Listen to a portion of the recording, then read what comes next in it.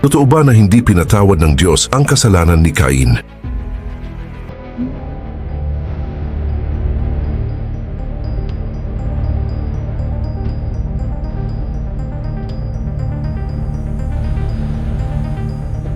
Isa ito sa mga katanungang kaugnay ng Biblia na matapos ang libu-libong taon ay patuloy na nananatili sa isipan ng marami. Kung ang Diyos ay tunay na mapagpatawad at mapagmahal, bakit pa niya pinarusahan si Cain?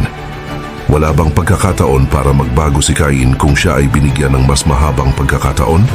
Marami ang naniniwala na ang Diyos ay may kinikilingan sa pagitan ng dalawang magkapatid at walang duda na mas pabor niya si Abel. Kung ang Diyos ay patas at walang pinapanigan, bakit mas tinanggap niya ang alay ni Abel kaysa sa alay ni Cain? Favoritism nga ba ang tunay na dahilan kung bakit pinaslang ni Cain ang kanyang kapatid? Bukod dito, isang palaisipan ang lumitaw noong itinakwil si Cain palayo sa hardin ng Eden, saan nagmula ang kanyang asawa kung dalawa lamang ang anak ni Adan at Eva noong panahong iyon. Maraming haka-haka ang sumagi sa isipan ng tao tungkol sa kasagutan sa tanong kung bakit pinaslang ni Cain ang kanyang kapatid na si Abel. Mananatili bang isang misteryo ito at isisilang at papanaw ba ang sangkatauhan ng walang liwanag na matatamo mula sa kanilang walang katapusang kuryosidad? O kaya naman maaaring ang kasagutan ay nasa ating harapan na naghihintay na buklatin at basahin? Ayon sa Biblia, partikular sa aklat ng Henesis Kabanata 4 mula sa ika-4 na berso, at nilingap ng Panginoon si Abel at ang kaniyang handog, datapwat hindi nilingap si Cain at ang kaniyang handog. Malinaw na binanggit sa Biblia na higit na nilingap ng Panginoon ang mga handog na inalay ni Abel kumpara sa mga handog na inalay ni Cain. Kaya naman may mga nagsasabi na hindi ba't ito ang tinatawag na favoritism? Hindi ba ang Diyos na may kapal ay sinasabing walang kinikilingan? Kung gayon, bakit tila mas nagustuhan niya ang mga alay na handog ni Abel kaysa kay Cain? Mula sa ika-7 berso, kung ikaw ay gumawa ng mabuti, di ba ikaw ay mamarapatin?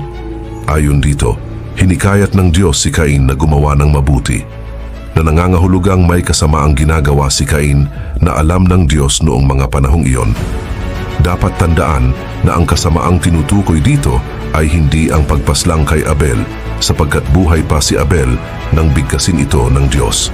Sa madaling sabi, bago pa man pinaslang ni Cain si Abel, may kasama ang ginagawa na si Cain.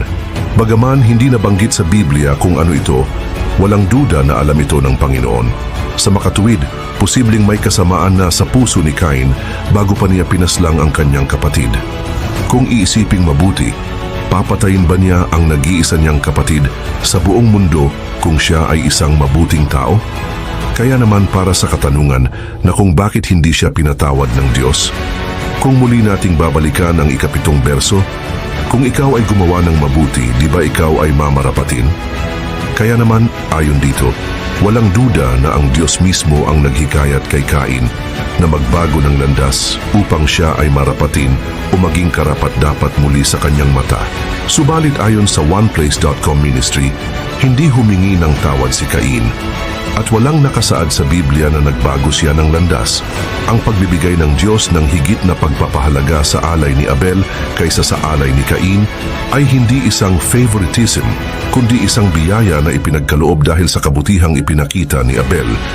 Ayon sa Biblia, sa Kabanata 4 mula sa ika-6 na berso, at umalis si Cain sa harapan ng Panginoon at tumahan sa lupain ng Nod sa silanganan ng Eden. Nakilala ni Cain ang kanyang asawa. Malinaw na binanggit sa Biblia na si Cain ay nakapag-asawa. Kaya't ang tanong ng marami, kung dalawa lamang ang anak ni Adan at Eva at wala na si Abel, saan nga ba nagmula ang asawa ni Cain? Kaya naman napakaraming teorya ang nabuo tungkol dito. Ayon sa ilang mga Bible scholars, ang lupain ng Nod ay hindi isang tunay na lokasyon. Sa halip, ang Nod ay isang lugar kung saan nanahan si Cain matapos siyang itakwil mula sa hardin ng Eden.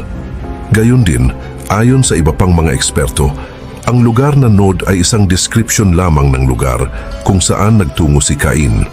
Subalit, kaila sa marami, ay marami pa rin ang naniniwala na ang Nod ay isang tunay na lokasyon na maaring matatagpuan sa kasalukuyan. Dito marahil nagmula ang hinala na may mga tao nang nilikha sa mundo bago pa nilikha si Eva at Adan.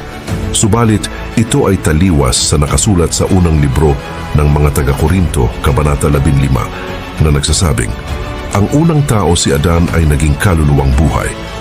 Ipinapakita nito na si Adan ang unang nilalang na binigyan ng buhay. Batay sa Biblia, walang duda na si Adan ang unang tao sa mundo.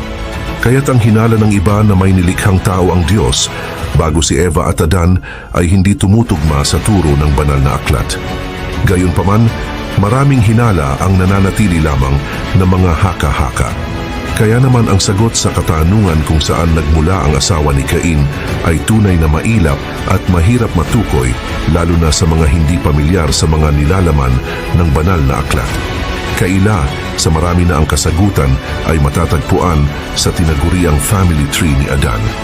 Sa aklat ng Genesis Kabanata 5 mula sa 3 berso, at nabuhay si Adan ng 130 taon at nagkaanak ng isang lalaking kaniyang wangis na hawig sa kaniyang larawan, at tinawag ang kaniyang pangalan na Set. At ang lahat ng araw na ikinabuhay ni Adan ay 930 taon at siya'y namatay. Ayon dito, matapos lumisan ni Cain mula sa hardin ng Eden, si Adan ay nagkaanak muli sa edad na 130 taong gulang. Namatay naman ito sa edad na 930 taong gulang. Ibig sabihin, nang lumisan si Cain, may humigit kumulang 800 taon pa ang lumipas bago namatay si Adan. Kaya kung iisipin nating mabuti, napakalaki ng posibilidad na marami pang naging anak si Adan at Eva sa loob ng 800 taon. Sa ganitong haba ng panahon, malamang na nagkaroon sila ng maraming anak, kabilang ang mga apo at iba pang inapo na maaaring nagbunga ng isang malawak na pamilya. Ayon sa Jewish historian na si Flavius Josephus, posibleng si Adan ay nagkaroon ng 56 na anak, mga babae at lalaki.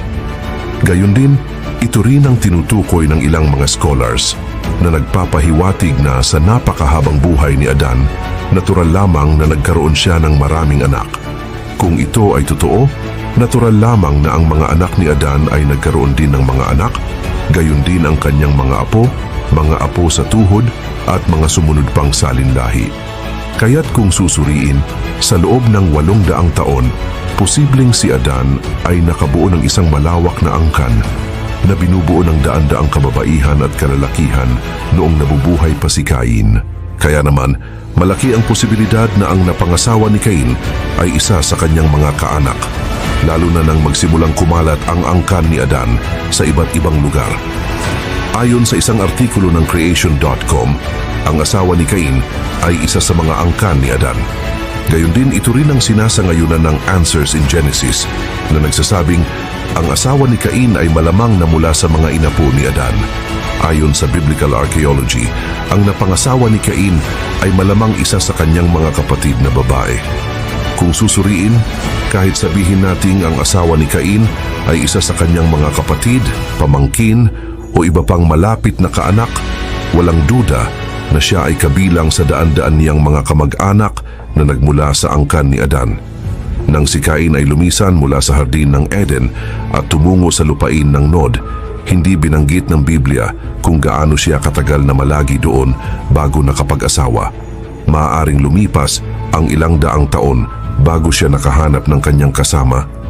Kung isa sa alang-alang ang haba ng buhay ng mga tao noong panahong iyon at ang unti-unting pagdami ng mga inapo ni Adan. Kung si Cain ay humingi ng tawad sa Diyos para sa pagpatay kay Abel, walang dahilan upang hindi siya patawarin ng Diyos sapagkat ang Diyos ay mapagpatawad. Gayunpaman, ang kanyang paglisan mula sa hardin ng Eden na walang malinaw na pagsisisi o paghingi ng tawad na nabanggit sa Biblia ay nagbigay daan sa maraming haka-haka tungkol sa pinagmulan ng kanyang asawa. Subalit, iisa lamang ang kasagutan at ito ay matatagpuan walang iba kundi sa mga pahina ng banal na kasulatan. Sa kabila ng mga haka-haka at teorya, nananatili ang Biblia bilang pangunahing pinagmumulan ng katotohanan hinggil sa kwento ni Cain at ng kanyang asawa. Ikaw, anong opinion mo sa video natin ngayon? Comment down below.